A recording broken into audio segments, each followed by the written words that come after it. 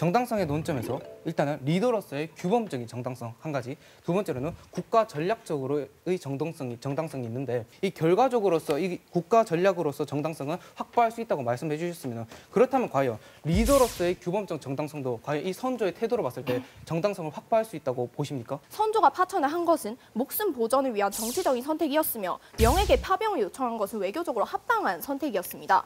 선조가 한양에 나가서 끝까지 싸워야 했다고 주장을 하는 것은 선조라는 한 사람의 군주에게서 영웅적인 면모만 강조를 하는 것이 아닌가 하는 생각이 듭니다. 저희는 이반부터 그 차례를 거쳐 지금까지 몇 차례고 강조드렸습니다.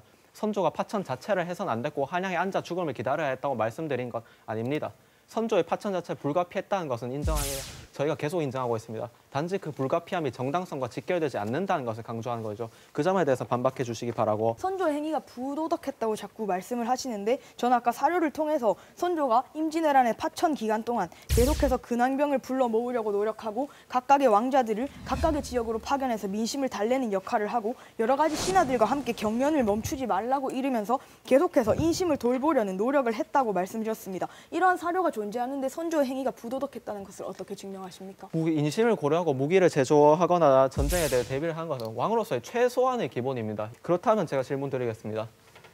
최소주의에 대해 언급하셨습니다. 그렇다면 최소주의 원칙을 적용한다면 피난 또한 왕이 할 수 있는 최소한 하지 않았어야 했을까요? 왕은 6월 14일부터 요동행을 결정했고 6월 22일에는 국경진에 의주까지 갔으면 계속 명으로의 망명 의지를 내비쳤습니다. 그 요동 문제에 대해서 오류가 있다는 것을 지적하고 싶습니다. 명나라와 우리나라는 조공 책봉 관계로 맺어진 조선은 일종의 명나라의 제후국 중에 하나였습니다.